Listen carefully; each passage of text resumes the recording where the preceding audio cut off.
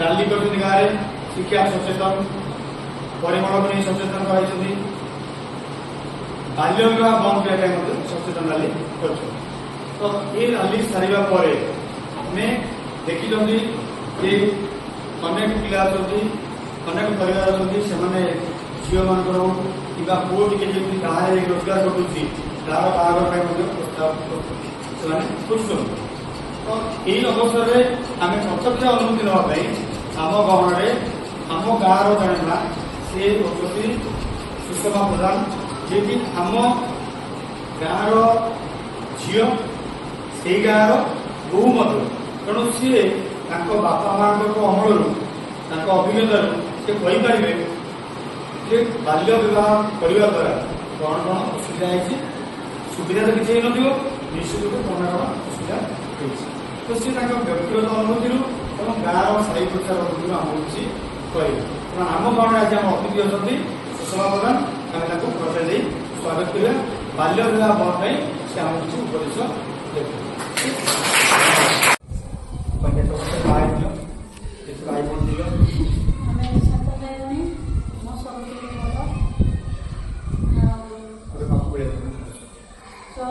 ବର୍ଷରେ ବାହା ହେଇଥିଲି ତ ସେତେବେଳେ 25 10 ବର୍ଷର ବଡ଼ ଲାଗିଥିଲା। 16 ବର୍ଷରେ ମୋର ପୁଅ ଜନ୍ମ। ସେ 14 ବର୍ଷରେ ବାହାଘର ହେଲେ, ବାହାଘର 2 ବର୍ଷ ମାନେ 16 ବର୍ଷ, 16 ବର୍ଷରେ ସେ ତାଙ୍କ ଛୁଆ ଜନ୍ମ ହେଇଗଲେ। କାହିଁ 4 ବର୍ଷକୁ ଝିଅ ଜନ୍ମ, କାହିଁ 10 ବର୍ଷକୁ ଆଉ ସ୍ୱାମୀ ଛୁଆ ଜନ୍ମ। ବୁଝିଲା? ସେତେବେଳେ ବେଶୀ ଅସୁବିଧା, ବାଟ ଘାଟ ନଥିଲା, ଏତେ ଅସୁବିଧା ଘରେ ଜନ୍ମ ଘରେ ଆଉ ସେତେବେଳେ ଅସୁବିଧା, ଖାଇବା ପିଇବା ସବୁ ଅସୁବିଧା। ତେଣୁ ଆମେ ପ୍ରକୃତ ବୟସ କେତେ ବର୍ଷରେ ବାହା ହେବାର ଥିଲେ? 18 ବର୍ଷ ସେତେବେଳେ ଥିଲା। କିନ୍ତୁ ସେ କେତେବେଳେ ବାହା ଶୁଣ, ବାହାଘର ହେଲେ କଣ ଅସୁବିଧା ହେଇଛି କମ ବୟସରେ ସେ କହିବେ। ଠିକ ଶୁଣ, ଯୋଉ ପିଲାକୁ ଦେଲି ସେତେବେଳେ କେତେ ଔଷଧ ବିଷ ଚେର ମୂଳ ଆଉ ଔଷଧ ଆମକୁ ଭଲ ଭାବରେ ମିଳିବା ନାହିଁ। ସେତେବେଳେ ଏତେ ଅସୁବିଧାରେ ଚଳୁଥିଲା। ଭାଇ ଭଉଣୀ ମାନଙ୍କର ଜଞ୍ଜାଳ ପଡ଼ିକିରି ମାଣ୍ଡିଆ ବୁଲିକିରି ସେତେବେଳେ କେତେ ସୁପାନ ହେଲାନି। ସେ ଯେତେ ସୁପାନ ହେଲା ସେତେ ଆହୁରି ଦୁର୍ବଳ ହେଇଯାଉଛନ୍ତି। ସେତେବେଳେ ଯେତେ ଅସୁବିଧାରେ ଲୋକ ଚଳିଥାନ୍ତି ସେତେ ପାକଡ଼ିଆ ହେଇକିରି ଭଲରେ ବସିକି ମାଣ୍ଡିଆ ଯାଉ ଶାଗ ଭଜା ୟା ଖାଇକିରି। ଏବେ ଭଲ ଖାଇକିରି ହେଲେ ମିଶିଲେ ପିଲାମାନେ ଅସୁବିଧା ହେଇଯାଉଛି। କି ଭାରି ଅସୁବିଧା। ସେତେବେଳେ କମ୍ ବୟସରେ ସିନ୍ଦି ସିଷ୍ଟମରେ ଚାଲିଥିଲା। ଏବେ ଯେଉଁ ସରକାର ମନା କରୁଛି ତେଣୁ ଭଲ କରୁଛି। ତାଙ୍କେ ଏବେ ଝିଅଟାକୁ 21 ବର୍ଷ ହେଲେ ଭଲ ପିଲା ଦୁର୍ବଳ ନାହିଁ, ସେ ଶାଶୁ ଘରକୁ ଯିବାର ବୟସ ହେଇଯାଉଛି। ସେତେବେଳର କଥା କିସ ପିଲା ଛୋଟ ହେଇଥାଉଛି ଆଜ୍ଞା ମା ଘର ଆଇଲା ଆମର ଝିଅକୁ ଆଉ ଆଇବନି ହଟାବେନି ଦେଇଗଲେ ସେତେବେଳେ ଜନ୍ମ ଯାଉଛି 14 ବର୍ଷରେ ଆଇଲେ 14 ବର୍ଷ ଯେତେବେଳେ ଜନ୍ମ ହେଇଗଲା ବେଳେ ସେ ମା ଦୁର୍ବଳ ହେଲା ଆଉ ସବଳ ହବ। ବୁଝିପାରୁଛ? ତେଣୁ କମ ବୟସରେ ବାହା ହେଲେ ଗର୍ଭରେ ଛୁଆ ଜନ୍ମ ଧାରଣ କଲା ପରେ ସେମାନଙ୍କର କଣ ହୁଏ? ଇମ୍ୟୁନିଟି ମାନେ ଶକ୍ତି ଯୋଉଟା କି କମିଯାଏ ହେଲା। ତ ବିଭିନ୍ନ ରୋଗରେ ପଡ଼ିଯାନ୍ତି ସେମାନେ। ତ ବେଳେ ବେଳେ ମାଆର ମୃତ୍ୟୁ ହୋଇଯାଏ, ନଚେତ ଶିଶୁର ଛୁଆର ମୃତ୍ୟୁ ହୋଇଯାଏ। ତେଣୁ ବାଲ୍ୟ ବିବାହ ଆମ ପାଇଁ ଖୁସି ନୁହଁ, ଆମ ପାଇଁ ଗୋଟେ କଣ ଅଭିଶାପ। ବୁଝିଲେ କି? ତେଣୁ ଆମେ ସମସ୍ତେ ପିଲାଟାକୁ ମେଡ଼ିକାଲ ନେଇକରି ସଫାସୁତୁରା କରିକି ସେ ଭଲ ରହୁଛି। ଆଉଥରେ ଔଷଧ ପିଲାକୁ ମିଳୁଛି, ମାଆକୁ ମିଳୁଛି, ଭଲ ହେଇଯାଉଛନ୍ତି। ସେତେବେଳେ କିଛି ନଥିଲା, ଏତେ ଅସୁବିଧାରେ ଚଳୁଥିବାର ଲୋକ କି ଯେଉଁ କଷ୍ଟ କି କମ୍ କଷ୍ଟରେ ପଡ଼ି ଯାଉଛି। ସେ କଷ୍ଟରେ ମା ହେଲେ ମରିଯାଏ, ନହେଲେ ପିଲା ହେଲେ ମରିଯାଏ, ନହେଲେ ଅଧରେ ହେଲେ ଯୋଉଟା ହବ ଆଉ ଦାୟୀ ନଥାଏ କିଏ। ବୁଝିଗଲ ନା କେତେ କଷ୍ଟ ତାଙ୍କ ଜୀବନରେ। ବୁଝିଲା? କୌଣସି ଜୀବନରେ ମାନେ ସ୍ଥିରତା ନଥିଲା, ନିଶ୍ଚିତ ନଥିଲା। ମାନେ ଜଣେ କଣରେ ହବ, ଏକରେ ଛୁଆ ମରିବ ନଚେତ ମା। ତାର ଭାଗ୍ୟ କଣ ଥିଲା ତ ବଞ୍ଚିଲା। ବଞ୍ଚିଲେ ହେଲା। ଦେହ ନଥିଲା ବୋଲି ସେ ଗଲା। ତ ଏମିତି ପରିବାରରେ ସେ ଜନ୍ମ ହୋଇଥିଲେ, ତାଙ୍କୁ କମ ବୟସରେ ବାହାଘର ବି କରିଦେଇଥିଲେ। କାହିଁକି? ପରିବାରର ସଚେତନ ନିହାତି ଆବଶ୍ୟକ। ତେଣୁ ଆମେ କଣ କରିବା? ଆମେ ସମସ୍ତେ ଶପଥ ନେବା, ଆମେ ଆମ ବାପା ମାଙ୍କୁ ବୁଝେଇବା। ଯଦି ଆମର ଜଣେ ଭଉଣୀ ଅଛି ତାକୁ ପାଠ ପଢାଉଛନ୍ତି, ସେ ବଡ କିଏ ମାଟ୍ରିକ ପାସ୍ ହଉ, ସେ ଗୋଟେ ବର ପାତ୍ର ତା ପାଇଁ ଖୋଜି ଦିଆଯାଉଛି।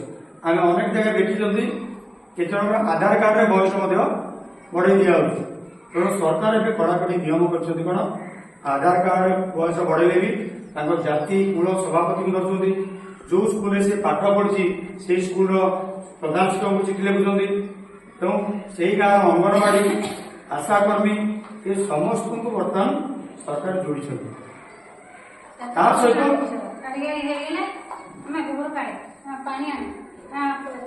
ସେତେବେଳେ କହନ୍ତି କଣ? ଝିଅ ଭ୍ରୂଣ ପାଇଲା, ଗୃହ ଯୁକ୍ତ ହେଇଗଲା ମାନେ ତା ପାଇଁ ବର ପାତ୍ର ଖୋଜା ହେଇଗଲା। ବୁଝିଗଲେ?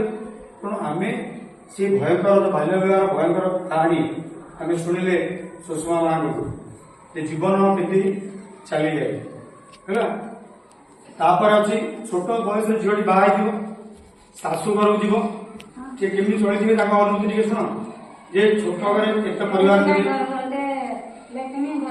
ପାଣି ସବୁ ଜିନିଷ ସେତେବେଳେ ଆମେ ଧାନ କୁଟୁଲି ରାନ୍ଧୁଥିବାର, ମାଣ୍ଡିଆ କୁଟୁଲି ରାନ୍ଧୁଥିବାର, ପାଣି ଭରି ଆଣିକି ରାନ୍ଧୁଥିବାର, ମଶାରେ ଶୋଉଥିବାର, ଯାହା ଅବସ୍ଥାରେ ସେତେବେଳେ ଆଉ ନାହିଁ।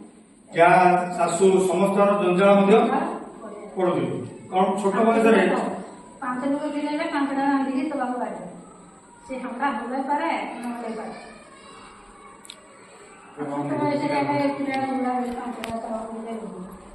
ସେମିତି ବୟସରେ ସେ ବାହା ହେଇଥିବ। ତାଙ୍କର 14 ବର୍ଷ ବୟସ ମାନେ କେତେ ବର୍ଷ ହେଲା? ତମକୁ କେତେ ବର୍ଷ ବୟସ ହେଲା? ତାକୁ 14 ବର୍ଷ। ସେଇ 14 ବର୍ଷ ବୟସ, ଏଇ ବୟସରେ ତମେ ଅଷ୍ଟମ ଶ୍ରେଣୀରେ ପାଠ ପଢିଲା ବୟସରେ ସେ ବାହା ହେଇଯାଇଥିବ। ଚିନ୍ତା କରିପାରୁଥିବ। ତେଣୁ ଆମେ ସମସ୍ତେ ସଚେତନ ହବା। ଯେହେତୁ ଆମେ ସମସ୍ତେ ବଡ ପିଲା ହେଲେଣି, ଆମ ବାପା ମାଙ୍କୁ କହିବା, ଆମ ଘରେ ଥିବା ଆମ ଭାଇ ଭଉଣୀ ମାନଙ୍କର କଥା ବି କହିବା। ଜଣେ ଯୁବକ ହେଲେ ବି ସେ ସୁସ୍ଥ ଥିବା ଦରକାର, ସବଳ ଥିବା ଦରକାର, ଶିକ୍ଷା ହେବା ଦରକାର ଏବଂ ସେ ରୋଜଗାରକ୍ଷମ ହେବା ଦରକାର ଏବଂ ତାର ପରିବାର ଚଳେଇ ପାରିଲା ଭଳିଆ ମାନସିକ ସ୍ଥିତି ମଧ୍ୟ ସେଠି ଆସିବା ଦରକାର। ଗୋଟେ ଛୋଟ ପିଲାଟି, ଏବେ ଆମେ କଥା କହିଲେ ଟିକେ ଟିକେ କଥା ରାଗିଯାଆନ୍ତି, ତ ସେ ଶାଶୁଙ୍କ କଥା ଶୁଣିବ, ଶ୍ୱଶୁରଙ୍କ କଥା ଶୁଣିବ, ସ୍ୱାମୀ କଥା ଶୁଣିବ, ଛୋଟ ପିଲାର ଯତ୍ନ ନେବ, ନିଜ ଶରୀରର ଯତ୍ନ ନେବ, ସମସ୍ତଙ୍କୁ ଖାଇବା ପିଇବା ଦେବ। ଏଇଟା କେବେ ସମ୍ଭବ ହେଇପାରିବ କି? ଯଦ୍ୱାରା କଣ ହୁଏ? ଅଧିକାଂଶ ଝିଅ ଶାଶୁ ଘରେ ଠିକ ସେ ରହିପାରନ୍ତିନି, ନିର୍ଯାତନା ସହି ସେ ବେଳେବେଳେ ମା ଘରୁ ପଳାନ୍ତି କିମ୍ବା ଅକାଳ ମରଣ ଶିକାର ହୁଅନ୍ତି। କିଏ ଆତ୍ମହତ୍ୟା କରିଦିଅନ୍ତି, କିଏ ଘର ଛାଡି ପଳେଇ ଯାଆନ୍ତି। ବୁଝିଲେ ନାଇଁ? ତ ଏସବୁ ସମସ୍ୟାର ମଧ୍ୟ ସମ୍ମୁଖୀନ ହେବାକୁ ପଡେ ଯେତେବେଳେ ବାଲ୍ୟ ବିବାହ କଥା ଆସୁଛି। ଆମେ ବି ଦେଖିଛନ୍ତି ଆମ ଗାଁରେ ଅନେକ ଘଟଣା ଘଟିଛି। କିଛି କିଛି ଲୋକ ଅଛନ୍ତି, ତମ ସାହି ପଡ଼ିଶାରେ ଦେଖିଥିବ, କମ ବୟସରେ ଝିଅମାନେ କେମିତି ବାହା ହେଇଯାଇଥିଲେ ଆଗରୁ, ସେମାନେ କେମିତି ରୋଗିଣା ହେଇକି ଇନଫେକ୍ସନ ମିଳିବନି, ଇନଫେକ୍ସନ ଦୂରେଇବାକୁ ସେଥିପାଇଁ ଆଲୋଚନା କରୁଛୁ। ଗଲା ତ ଇଏ ହେଲା ଆମେ ସେଫ୍ ଏଟିଏମ୍ ହେଲା ସେଫ୍ ଏଟିଏମ୍ ଭଳିଆ ଆମର ଟଙ୍କା ଯଦି ଆମେ ସେଭ୍ ରହୁଛି, ତ ସେ କିଟ୍ ଗୁଡ଼ାକ ଆମ ଭିତରେ ରହିବ।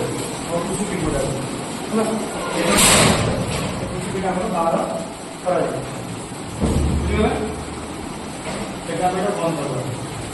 କଷ୍ଟ ହବ। ଆମେ ଯୋଉ କିଟ୍ ଗୁଡ଼ାକ ତମେ ସବୁ କଣ କରୁଛୁ? ଝିଅମାନେ ବାହାରେ କଣ କରୁଛନ୍ତି? ଘରେ ଗାଁରେ ଏଇଟା ଗୋଟେ ଆମର ଟିକେ ପସନ୍ଦ ଲାଗୁଛି। ତ ଏଇ ଜିନିଷ ଗୁଡ଼ାକୁ ଗାଁରେ ପାଣି ଗୁଡ଼ାକ ବେଳେବେଳେ ବାଥରୁମରେ ବ୍ୟବହାର କରୁଛନ୍ତି ଝିଅମାନେ ନାଇଁ। ତ କଣ ବାଥରୁମର ଆଉ କିଏ ଗୁଡ଼ାକ କାମ ହେଉଛି ତାକୁ କଣ ଇନସିଡେଣ୍ଟ ମାନେ କିଏ ପୁରୀକି ତାକୁ ନଷ୍ଟ କରିବ। ବାହାରେ ପକେଇଲେ ଆମକୁ କିଏ ଖରାପ ଭାବିବ, ନିଜକୁ ଅସନା ଲାଗୁଛି, ବୁଝିଲେ ନାଇଁ? ବାହାରେ ପକେଇବା, ଯଦି ଆମେ ଟଏଲେଟ୍ ପକେଇଦେବା, ସେ ଟଏଲେଟ୍ ବ୍ଲକ୍ ହେଇଯାଉଛି ହେଲା କି? ତ ଅନ୍ୟ ପିଲାମାନେ ଯେତେବେଳେ ସ୍କୁଲରେ ଟଏଲେଟ୍ ଯାଉଛନ୍ତି ସେମାନେ ଖରାପ ହେଉଛନ୍ତି, ସେ ବଡ଼ ଝିଅମାନେ ବ୍ୟବହାର କରି ନଷ୍ଟ କରୁଛନ୍ତି। ତେଣୁ ଆକୁ କଣ କରାଯାଇଛି? ଗୋଟେ ଅଛି ଆଉ ଇନସିନେରେଟର। ତ ଇଏ ଯୋଉ ତାର ଚାମ୍ବର ଅଛି, ବୁଝିବା ଏଇ ଚାମ୍ବର ଏଇ ଚାମ୍ବର କାଟିଦେବ ନା, ଏଇ ଚାମ୍ବର ଭିତରେ କଣ ହେବ? ସେଟା ମାନେ ଧରିବା ହେଲା ଯୋଉ ଏ ଜିନିଷଟାକୁ ଧରିଲେ ସୁଇଚ ଅନ୍ ଗୁଣ ହେଲା ସିଏ ତାକୁ କ'ଣ କରିବ ପାଉଡର କରିଦେବ ବୁଝିଲ ତ ଏଇଠି ଆଗେ ପଡ଼ିବ ତ ପାଉଡର ହେଲା ପରେ ନଷ୍ଟ ହେଲା ପରେ ପୋଡ଼ିଗଲା ପରେ ଏଇଠି ଆସି ମହିଳା କରିବ କାଉଣ୍ଟ ହେବ ଯାହା ପୋଡ଼ିଗଲେ କାଉଣ୍ଟ ହେଇଯିବ ନଷ୍ଟ ହେଇଯିବ ଆମର କିଛି ଅସୁବିଧା ନାହିଁ ପରିବେଶ ପ୍ରଦୂଷଣ ହେଲାନି କିମ୍ବା ପାଇଖାନା କିଛି ଅସୁବିଧା ହେଲାନି ଆମେ ନିଜେ ବି ହାଇଜିନ୍ ରହିଲେ ଘର ସବୁ ଆମ ଜାଗା କ୍ଲିନ୍ ରହିଲେ ଆମ ସ୍କୁଲର ଟଏଲେଟ୍ ସବୁ କ୍ଲିନ୍ ରହିଲେ ରହିଲେ ନା କାହିଁକି ଆମର ଇନସିଡେଣ୍ଟ ରାସ୍ତା ଏଇଟା କାହିଁ ଲାଗିଛି ତାର ବାହାରେ ଗୋଟେ ପୁଲିର ସ୍ମୋକ୍ ତାର ଧୂଆଁଟା ବାହାର କରୁଛନ୍ତି ବୁଝିଗଲେ ତ ରାସ୍ତା ଆମେ ବ୍ୟବହାର କରୁଛନ୍ତି କେମିତି ଦେଖିବେ ହେଲା এই জিনিসটা ওয়েট করতে হবে বন্ধ করতে হবে ওয়েট করতে হবে সাইডে অন করিয়ে অন করে এই যে তার জিনিসটা এই দিক বের করতে স্পিড জোড়লে অন করলে অফ করে ହେଲା এই লাইট লাগিয়ে আমরা ধরে ହେଲା এখন বলতে অফ করতে হবে এবারে অন করে একটু বুঝবো তার ভিতরে যা জিনিস আছে সে করে দিবে সুইচ অন করে এই সময় আমি ওকে ইনস্টল যেতে দিতে টেম্পারেচার সে তো আমি দিতে টেম্পারেচার টাইম সবটা করছি ହେଲା তো ଆମେ ଆକୁ ଏଇ ଟାଇପ୍ର ଅପରେଟିଂରେ ଗୋଟେ ସାଉଣ୍ଡ ଆସିଲେ ବେଶୀ ହେଲା ବେଳେ ସେ ଭିତରେ କୋଇ ଅଂଶ କରିଦେବ ସେ ବାହାରେ